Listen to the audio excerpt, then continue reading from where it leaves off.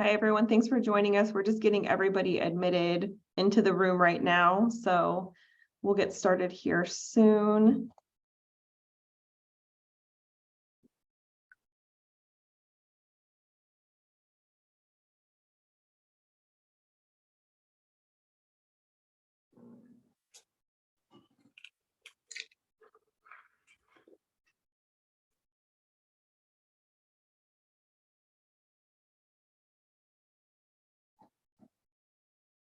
Okay.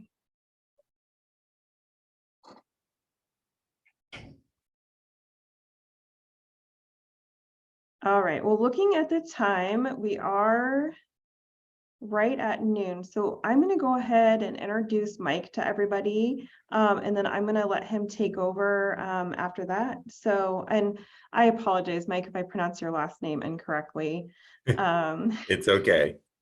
So is it Sciandra? Sciandra. Sciandra. Okay, so this is Mike Sciandra. And Mike is visiting us from the Choices Treatment Center, and he's also a current SEC student in the peer support program through the Human Services Department. And so Mike started at a young age with problem gambling at 9 years old, and he had struggled with that for over 25 years. While maintaining a professional career, family, and positive status in the community. Mike hid his gambling from everyone. After being kind of tired of living that double life, he committed to treatment for disordered gambling. And upon the completion of his treatment, he committed to increasing public awareness of problem gambling and informing the public, especially students, and about the availability of prevention, treatment, and recovery services. So he has completed his disordered gambling counselor certification.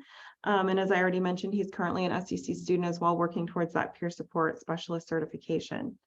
So without further ado, Mike, I'm going to let you take it away, and welcome and thank you for being here. Well, thank you, Amanda, for having me here today. And thank you to everybody at SEC for allowing me this opportunity.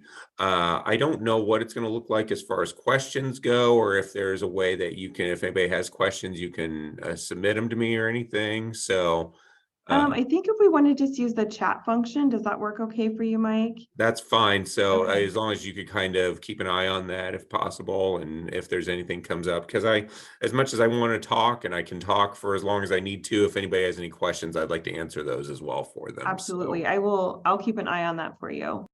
okay. And can everybody see my screen here? So at this point, the PowerPoint screen. Yep. Are we good there? All right. Let me get everything going here. Perfect. So, like I said before, my name is Mike Sciandra. I am the Education and Outreach Coordinator at Choices Treatment Center in Lincoln. More importantly, I feel like my role is more as an advocate for problem gambling awareness and problem gambling treatment throughout Nebraska and beyond. And I'm just really blessed to be in the situation I am now. Like I said, I don't want this to be less about me and more about everybody else and their questions. So if you have questions, please share those. This is kind of a capstone to everything that we have going on in March. March is Problem Gambling Awareness Month, and that is definitely not a coincidence. We're coming off the Super Bowl, and we're currently in the NCAA basketball tournament, which are the two largest sports gambling events that go on annually. So as far as that goes, it is definitely a time that is very ripe for problem gambling behavior, and there's a reason why we're in Problem Gambling Awareness Month here in March. As far as questions that I get on a daily basis, I have 5 of them here that I like to read off. Is problem gambling really a big deal? Is there treatment specifically for problem gambling? How do you pay for problem gambling treatment? Why do you present to high school students and colleges? And why are you so passionate about problem gambling? As you guys probably already know, obviously, I'm passionate because of my own lived experience as a problem gambler. But today we'll go into a little bit more on some of those other questions and answer those for you guys. The first slide right here that I like to show people is, and I have a couple slides with a lot of important stats on them, and I won't read all the slides today, but I'm going to read these first couple. So approximately 60% of high school aged adolescents report having gambled for money in the last year. Many young people report their first gambling experience around the ages of 9 to 11. I am one who falls in very squarely into that. Um, the numbers here, 10 to 14% of adolescents are at risk for developing problems with gambling, and 4 to 6% of adolescents currently present with serious gambling problems. Those numbers are very key because they're much higher than the actual national average for adults. So that is why it's very important that we have these conversations here in this environment. And the children who have early exposure to gambling experiences are 4 times more likely to develop a gambling problem, which I am case positive of that as well too, because of my own personal experiences. Now, a little bit about my story. I'm not going to go into my full recovery story today, but I do want to tell you guys about my background. I did start gambling when I was 9 years old. I basically did a little bit of everything starting at a young age, but my family we were a family of problem gamblers. Um, Hanging out at the kitchen table, family dinners was all about talking about war stories, about going to the casinos. And then after dinner, it would always be card games.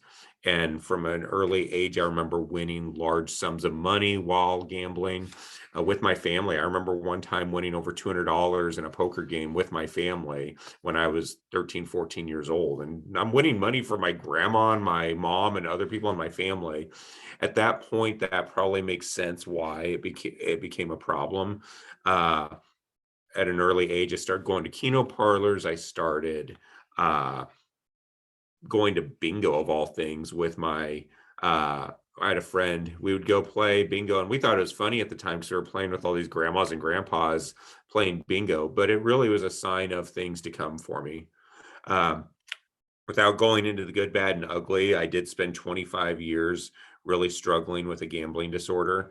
I Most of what I did felt like I hid it pretty well, but I know I probably wasn't hiding it in the long run. Uh, I've been bet free now since December 15th of 2020. That's 834 days, in case anybody was counting. I do count it on a daily basis. I am very much a believer in a one day at a time philosophy towards recovery. And so I do have an app on my phone that I check that every day. Um, for me, I will tell you, everybody's recovery journey is a little bit different, but for me, mine is based around 3 tenets. First was addressing and reconciling past trauma. Second is reducing the chaos in my life. And a third is commitment to serving others. And that's what I've been doing now. And that's kind of where it leads me to where I'm at today. I like Amanda said before, I completed my coursework and passed the exam to receive my disordered gambling counseling certification. Counseling myself is not probably my passion, but I wanted to get as much knowledge and background as I could. Obviously, I have the lived experience background, but I want to get as much background on what it takes to understanding a problem gambler as much as I can. And right now, I am currently attending SEC and the Peer Support Specialist Certification Program. I'm very thankful for the opportunity to be in that program and the people that I'm in the program with. The Human Services Department at SEC is amazing. And I'm just so happy to be back on campus and doing things for this program. Um, so my goals are to educate, advocate, and inspire. I tell people all the time that if I can do this, if I can take 25 years of my problems and be bet free and embrace recovery and help others, then anybody can do it as well. Um, Another question I like to bring up at this point is people ask me if I hit a rock bottom. And no, I didn't go to jail. I didn't become homeless, anything like that. My biggest thing was that I was emotionally bankrupt. I finally got to a point where I was just tired of living the lifestyle that I led, and I wanted to do something more and be something more and give back to others. And that's really what led me to this point today. So in this presentation today, we're going to go over a few different things. So what exactly is gambling? We'll go over a definition, but kind of dive in a little bit further with that. What is the difference between responsible gambling, problem gambling, and disordered gambling? There are specific differences there, and we'll talk about those. Would you be able to recognize a problem gambler? And would you know where to go to find help for a problem gambler? And the great thing about us is that in the state of Nebraska, we have resources, free treatment resources for anyone who is struggling with problem gambling. And I'm going to go over those today. So, what is gambling? Here's the definition right here. I always like to mention that it goes beyond money, it can be anything of value. And here are some of the different ways on the right here, some of the different ways that gambling can occur. I always like to bring up some of the bottom ones there, especially the stock trading and the crypto trading, because those are kind of the day trading and the crypto trading are kind of newer things that people don't necessarily think of as far as being gambling. But I know towards the end of my disorder, I was starting to do those things and treating them just like gambling, where I would put money into something on the in the morning, and by the afternoon hope it went up, and usually it went down, but I treated it just like any other gambling. And a lot of people do that but view it as being just an investment and doing it, oh, I'm being wise with my money. Well, you're really not, you're just enabling a gambling behavior. Investing is obviously great when you do it long term, but a short term game is not what you're looking for there. Uh, Obviously, we're at a key point here in Nebraska with casinos coming. We have two casinos currently open in the state of Nebraska, one here in Lincoln and the other in Grand Island, with the third in Columbus opening later on this spring. So while that is definitely a venue for people to practice disordered gambling, it is just one of many. And in some ways, some of the more concerning ones are your online options, like your online sports betting, your online casinos, that sort of thing, because they can be so problematic. Have such You have so much ability to gamble so quickly and without anybody knowing about it. And we'll talk more about how accountability plays into this as far as responsible gambling goes. Now, here is some of the definitions between responsible, problem, and disordered gambling. Uh, Responsible gambling, as I like to explain to people, is staying within limits.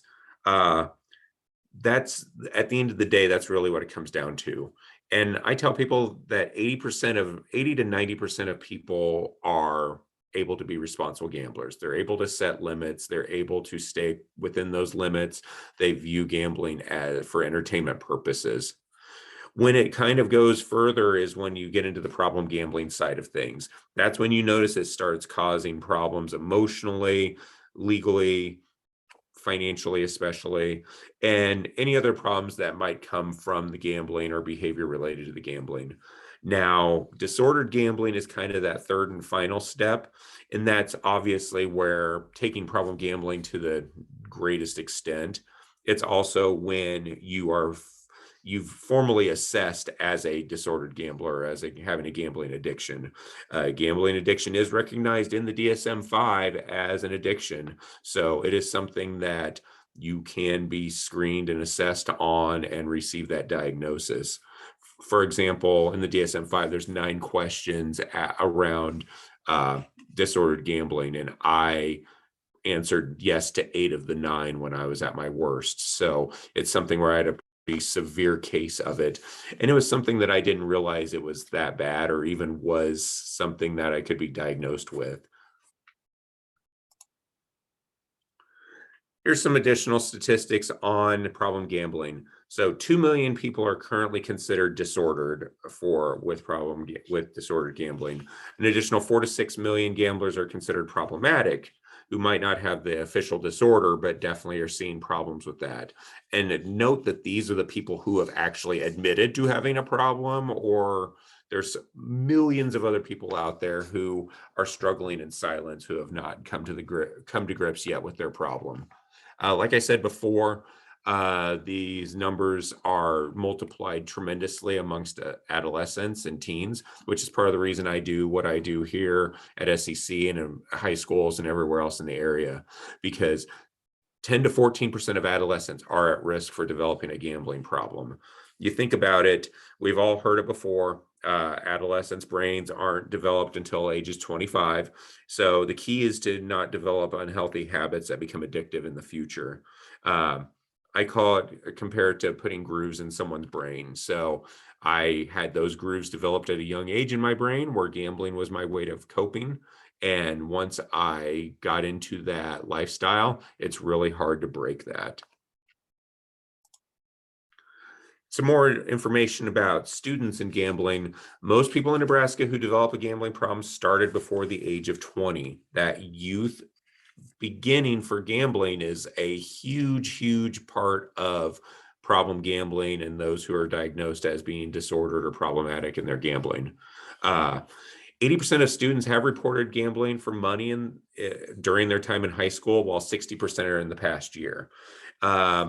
It's no secret that technology is blowing up all the time, and smartphones and internet lead to a lot of the problem. Obviously, the younger generation's more tech savvy, so they're going to find this technology that much easier. Everybody has a cell phone in their hand. That means everybody has access to gambling in their hand. So that availability is huge. Disposable income. They might not have mortgages yet. They might not have car payments or other bills yet. They might be getting their student loan money in. They might be getting different money in that they have that they don't know what to do with. And gambling is just not a viable option for that. I would like to see people understand that at this point you want to set up good habits for your future here. And that's what we're looking to do. And that's why I like to talk to people today about what I'm doing and what the issues with problem gambling. Now, the biggest form of problem gambling at this point and the biggest growth is seen amongst sports gambling. Sports betting is the most popular form of gambling among amongst youth ages 14 to 22. And that's where it's growing amongst all groups, but it definitely is most concerning amongst teens. You think about it, those who are interested in gambling are some of the same people who are huge sports fans. So former athletes are definitely a place sports gambling becomes a place where they can find that competition, that level of competition where they might not be able to anymore, especially if they were high school athletes and now they've given it up to go to college. Newsweek article came out last week claiming that over 15 billion, that is with a B, will be bet by 68 million Americans on this year's NCAA men's basketball tournament. And that number is 5 times higher than it was last year. The proliferation of sports betting in many states in the US is unbelievable. In fact, nearly 2 billion is spent on sports betting advertising. And if you watch any sort of basketball games or any sporting event right now, you can't avoid seeing these ads. You can't avoid hearing it. If you listen to sports radio, you cannot avoid hearing about sports betting. And there's celebrities out there, former athletes who are promoting this. So it's really enticing to a lot of people, especially young adults, to give this a try. And there's some work on trying to curve that advertising. But for right now, it's pretty much the wild, wild west as far as the advertising that goes on with this. And it's something that can be really problematic, and it's something that we're working on. So here's some signs of a problem gambler. The big 3 on the left there, the gambling more often, gambling for increased dollar amounts and for longer periods of time. This is something I'm going to constantly talk about is, are you following your limits and are you lying about what you're doing? And that's really the biggest signs of a problem gambler. I tell people that I used to gamble when I was happy, when I was sad, when I was bored, when I was lonely, when I was tired, when I wanted to celebrate, or when I wanted to grieve. It was just something that anytime I felt a change in emotion, I wanted to go back to the thing I was most familiar with, which is the gambling. Now, for students and others, some signs of a gambling problem.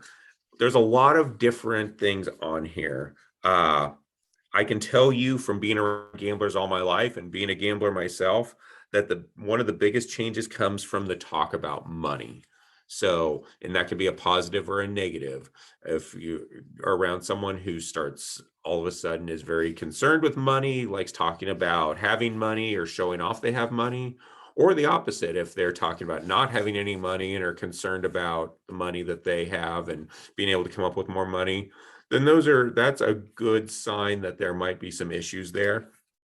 However, at the end of the day, a lot of these things that I have listed on here are things that we should worry about if we see it from anyone, whether gambling or not. If we see grades dropping, if we see absences from school, if we're seeing changes in behavior that are concerning, we as a country, and I'm proud to say that being in the peer support program is going to be is helping to do this, hopefully, that we're having these conversations with people, that if it's a classmate, if it's a student, if it's uh, whoever it is, somebody in our lives, a coworker, whoever it is in our lives that we see that is struggling, no matter what it is, just have that conversation with them, ask them what's going on. It does take some bravery, but it's important that we notice people who are struggling and have those conversations with them. Now, I'm going to go over a couple different screenings here. Not expecting anybody to remember these or to learn them or anything like that. I just want to let people know that there are some very good, very simple screenings out there that can be used as a starting point to begin the discussion about problem gambling. First one here is this brief biosocial gambling screen. It's basically 3 questions, and these focus on the last 12 months. Have you become restless, irritable? Have you tried keeping family from knowing? And have you had such financial trouble? Once again, it goes back to limits, limits on time, limits on money, limits on emotional energy, and also the uh, the fact that you're lying, the lies, the have you kept it from friends and family, all of that. Now, the next one here is the lie bet, which is even more simple. Have you ever had to lie to people about how much you've gambled? And have you ever felt the need to bet more and more money? It comes down to, once again, are you able to set the limits and are you lying about your experiences and what you're doing and your behaviors?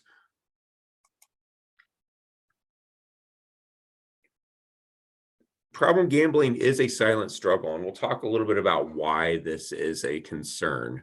Obviously, it's not the same in a lot of ways as far as you can't smell it on someone's breath. You're not going to stagger into a room on problem gambling like you might on another substance. And you can't overdose on it in the same way you can a substance. But there are a lot of similarities as far as the lying, the deceit, the deceitful nature of it and how emotionally taxing that can be on a person. Um, that's why that final point there about the suicide attempts is so huge. It is actually higher. Suicide attempts are actually higher amongst problem gamblers than many other addictions. The latest statistics I saw was that 19% of problem gamblers have attempted suicide. And that number is huge. And it goes back to the understanding this and the understanding how much shame, embarrassment, uh, that people who are problem gamblers feel. And if you think about it, I mean, if a person is so desperate to gamble that they've spent their kid's college fund or they've spent their mortgage their house or they've spent their retirement, all these different things that they feel like they've ruined not only their lives but other people's lives financially, that takes such an emotional toll on people, and yet they still can't quit. And for some people, unfortunately, they feel like that ending their life is the way that they can get out of this situation. So it's a very serious public health problem that, just like any other addiction, needs to be addressed. Now, as far as similarities, there are a lot of similarities there between disordered gambling and substance abuse. Um, Even though you're not putting a chemical in your body, the dopamine hits look similar, the brain activity looks similar. It's the high that people describe with gambling is very similar to a high that people feel on cocaine. And I've never used any hard drugs. So for me, that's a huge to think of it that way really kind of changes the game on what problem gambling looks like.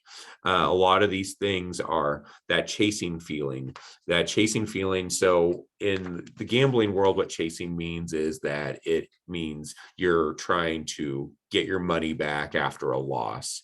And pretty much that's the life of a problem gambler, is that they're trying to chase either old money or new money. What if they've lost money recently, then they're trying to chase that money, or they're trying to chase money overall from all the times they've gambled. Because gamblers are, the house always wins at the end of the day. And you're always thinking about that money that you've lost previously and trying to get that back. Well, that chasing feeling feels very similar to trying to get to that high that you had the first time you used a drug or alcohol or another substance. You might have a positive feeling on that, and you're constantly trying to chase that positive feeling. So that if you, when thought about that way, the feeling feels very, very similar. And with that being said, co-occurrence is huge amongst problem gamblers.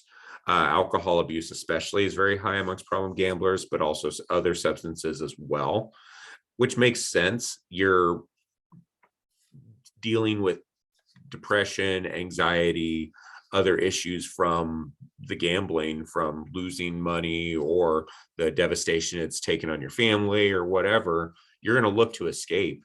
And that escape comes through substance abuse a lot of times, unfortunately. Uh, with recovering gamblers, we have to watch for substitute addictions. We have to watch and make sure that they don't fall into other patterns of negative behavior with substance abuse, with alcohol, with other addictions, because it's really easy for anybody in recovery to find something else that they're using to replace that good feeling they had. So we obviously in treatment, we talk about having, watching for those substitute addictions and making sure that the behaviors that we're replacing the gambling are positive behaviors.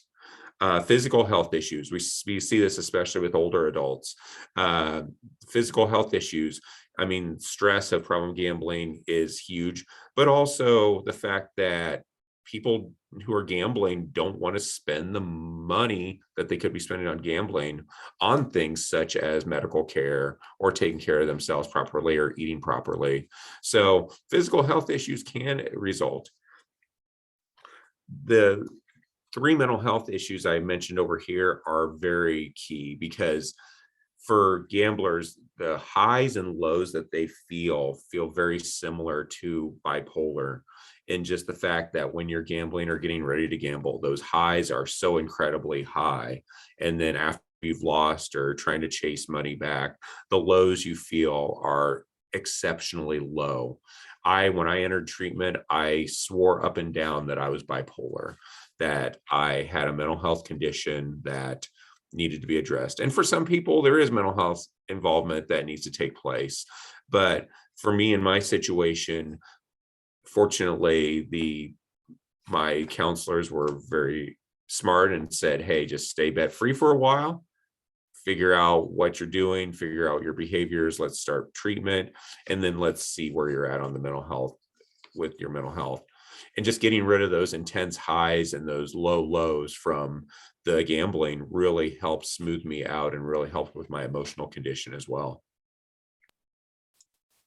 So Mike, we did have a comment come through on the chat. Yes. And the comment is talking about like hearing a lot of talk about maybe like guilt and shame that people experience when they're gambling. But then what happens when there's somebody that doesn't necessarily feel that shame, and that they're saying things like, it's my money, I can do with it what I want, even though that means there's no money for mortgage, utilities, food.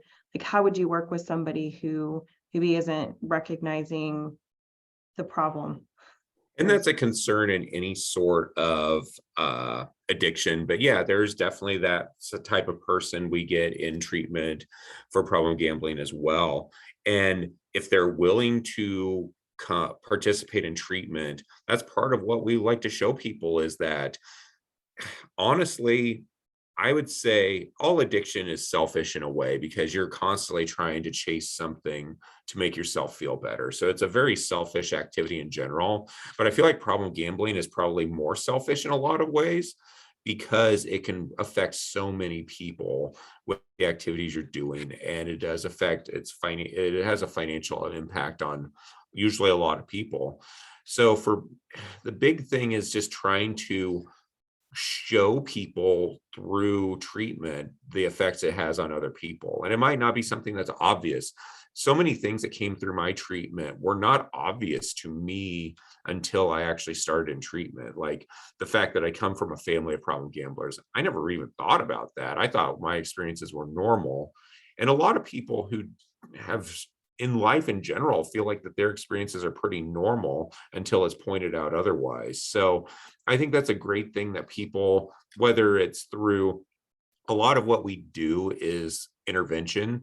So a lot of people call into the problem gambling helpline or reach out to choices for treatment are usually family members. And a lot of times they're like, hey, this is going on. This is what we're seeing. It's really affecting us as a family. It's affecting this person, I can tell.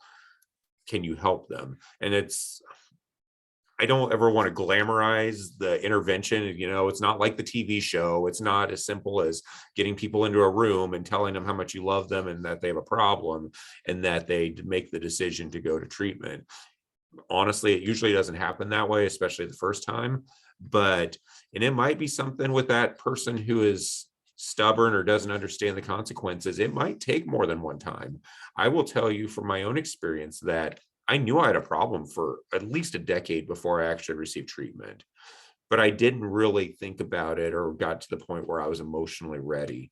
And at the end of the day, for anybody who's struggling with any addiction, they have to be ready to make that change. You can't make that change for them as much as you want to as a counselor, as part of their care team, as peer support, anybody else, or a family member. You cannot make that change for them. They have to be the one that wants to make that change. So you can tell them consequences, you can show them consequences, you can bring in family and loved ones and let them know what your concerns are.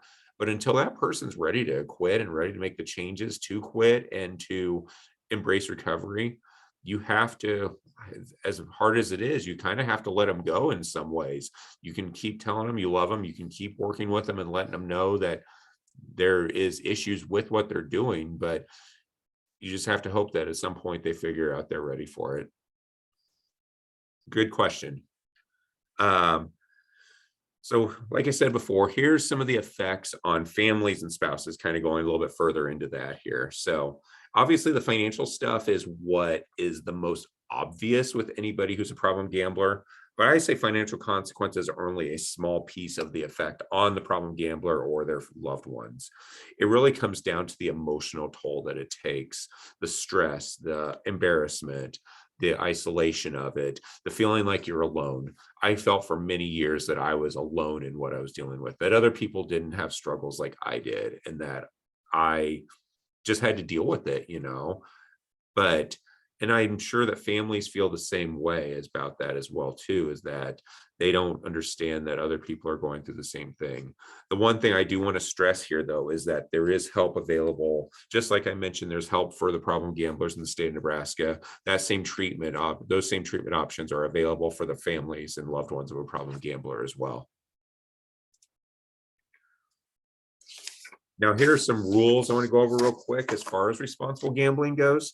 Um, it comes down to the fact, like I said, 80 to 90% of people can responsibly gamble without issue. And I want it on record to say that I am very neutral on the stance of gambling, legal gambling, is that because there's so many people who can do it responsibly. And I don't want to take that away from them. I am just here to make sure that those who are struggling have the resources available to get help for that. And with that in mind, here are some of those rules. It comes back down to, like I said before, it comes back down to limits and lying and the lack of lying, that honesty and transparency. So if you're able to set dollar limits and time limits, look at it as entertainment purposes and that you're expecting to lose, and can have people in your life who can hold you accountable. If you're going to the casino, go with somebody else. That way, if you feel like you want to go take money out of the ATM that you don't have to spend, that person can maybe step up there, or at least be able to talk to you a little bit before you do it. Or just having people in your life that you can talk to about anything, but those are the big things here, and I'll kind of go into that in this one as well too. Making sure that you're not borrowing to gamble, that you're not getting more debt. And a lot of people feel like that, oh, I'm not borrowing money from people, it's okay, I don't owe anybody any money. But you might have credit card debt, or you might have other debt, you might be behind on bills. Well, that's obviously showing that there's problematic behavior, because money on a credit card, you're essentially borrowing money every time you use a credit card. So looking at it that way, that's, never gamble on credit if you're wanting to do it in a healthy, responsible manner. With anything in life, it's just about keeping a healthy balance. Don't substitute gambling with other more healthy activities in your life or those relationships. Don't use gambling as a way to cope with emotional or physical pain. It's been long known that there's two types of gamblers out there. There's action gamblers and escape gamblers. And for escape gamblers, they go they gamble so that they can avoid dealing with the emotions in their life that they're currently dealing with. So it's that person sitting in front of that slot machine who doesn't really want any contact with anybody else, or now they're doing it on their smartphones, and don't have to have any contact with anyone else. But while they're doing it, they're not thinking about the other problems in their life or the other traumas that they've experienced. So never look at gambling. You can look at it as entertainment, but don't ever look at it as a way to cope, because there's obviously more healthy ways of doing that. And just becoming more educated. Being here today is a huge piece to that. So I thank all of you for being here and receiving that education. Now, here's the best part of my presentation today, is that there is help free of charge to problem gamblers and their families in the state of Nebraska. And that is through the Gamblers Assistance Program, or as you'll hear it referred to me as GAP. So GAP takes money from legal gambling entities in the state of Nebraska, like the casinos, Nebraska Lottery, Keno, all these different places put money into a pool that is used for outpatient counseling and education services. Within that, there are GAP certified counselors in the state of Nebraska. So you have to go through training on problem gambling to actually receive that certification. And those counselors are who you would be receiving that free treatment from. And involved with that is individual and group sessions. For myself personally, I started out when I was struggling. When I first entered treatment, I started out with 3 individual sessions a week and 1 to 2 group sessions per week. So I was putting several hours of treatment into this, and it was all free. And if you think about that, if for any other addiction or any other person struggling with a mental health problem, with mental health concerns, that can be expensive. And if you're to a point where you're ready to get help as a problem gambler, you've probably done a lot of damage to yourself and others financially. Money is the tool that is used to perpetuate the addiction. And when you come to us looking for help, you're to a point where you're most vulnerable financially. So GAP eliminates that financial barrier of addiction treatment. Uh, we offer education, financial planning, counseling. We budget with all of our clients, work with them on proper ways of spending money. We also have here what is called a payee service. So basically, we can take over an individual's bank accounts if they obviously have to let us do that. There has to be permission there. But if it's someone who is so concerned about their gambling behavior that they're afraid as soon as they get paid, they're going to go spend that money, well, we can take over their account and use our payee service to pay their bills for them, give them an allowance, and allow them to know that their bills are being paid.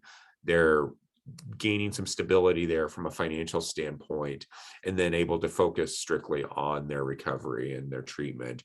And that helps tremendously for a lot of people. It's also a way that I know for me, it was always a threat out there. I never had to have a payee, but I was very close a few times. And I was very glad that I had that as a option if I needed it.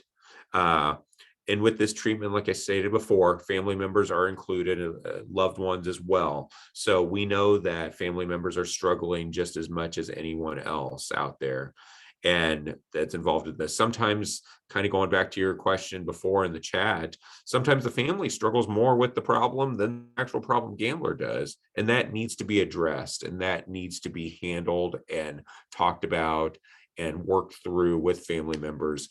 We do family sessions all the time with people who are struggling. We'll work with them separately from the gambler, or we'll work with them all together, whatever it takes to uh, help that individual and their families. And I do like to say that there is no cookie cutter, or there's no one way of going through treatment, that there's a lot of different ways that it can be handled. And sometimes you have to tweak those treatment plans as you go along, but we're always willing to work with that client to find what works best for them. Uh, Not listed here and not really necessarily a part of the Gamblers Assistance Program. I do like to mention support groups like Gamblers Anonymous and Gam-Anon for families of problem gamblers. Those are available out there as well too, and those are definitely a part of the whole treatment plan overall and the recovery plan overall for a problem gambler. Uh, with the GAP program, it does not have to be a 12-step. A lot of treatment centers do use 12-step philosophies, but you don't have to use that either. But it is something that's an option, just like it is with substance abuse or other addictions out there. So it's definitely available, but we work with people where they're at and try to help them in whatever way is possible, noting that it's all free of charge for any problem gambling services. So here are some important numbers I'd like to go over here. These are a good place to start if you know someone that's struggling, or if you yourself are struggling with problem gambling. I like to make a big emphasis on the fact that they are 24 hours a day, 7 days a week with a trained counselor, and it's 100% confidential. That stops a lot of problem gamblers, is thinking that somebody's going to find out about it, or their job, or their people that they're trying to keep it from, are going to find out that they're in treatment or concerned about their problem gambling. It is 100% confidential, 24 hours a day, 7 days a week. And here are some of those important numbers there. I always recommend starting with the Nebraska number, because it's if you're in Nebraska, the more localized, the better. And they can also direct you to the closest or the best options for you. There is remote help out there as well too. So if it's something where you're in a rural area and you can't get to a treatment center, there are Zoom options. There's other remote options as well available. And the Nebraska Gamblers Helpline, Problem Gambling Helpline, will help you find those options as well as finding what treatment center is closest to you. So with that, that's pretty much all I have here. I have my email and I have my phone number listed. If anybody has any questions, would like to reach out to me individually, I am always on campus. At least 2 days a week I'm on campus. Also, if you're here, if you're staff, your faculty, or even if you're a student and you would like me to come into your classroom, I do classroom presentations as well too. So if you would like me to come into your class and speak a little bit more about what I do and the resources that are available, I'm happy to do that as well too. So please feel free to reach out to me if there's anything I can do. And if anybody has any other questions, I'd be happy to take them at this time.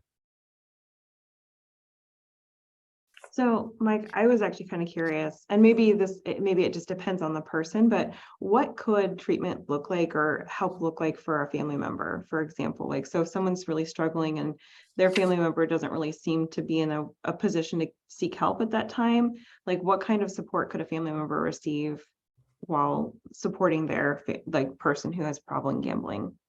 I think the first thing is just feeling heard. I think that's probably your number one key there, is that not feeling like you're alone.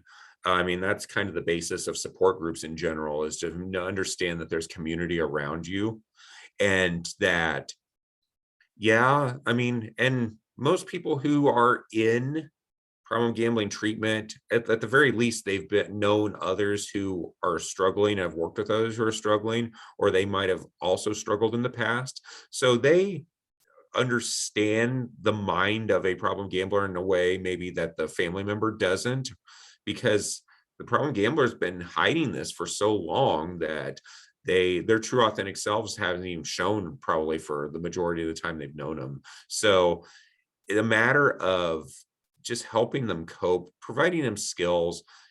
Enabling is a big piece in problem gambling, that we see enablement all the time, where either financially or emotionally their family members and loved ones just allow that person who is struggling to get away with a lot of stuff, and bailouts are a huge thing that we see. So that's one thing we work with family members, is just to not bail out the problem gambler.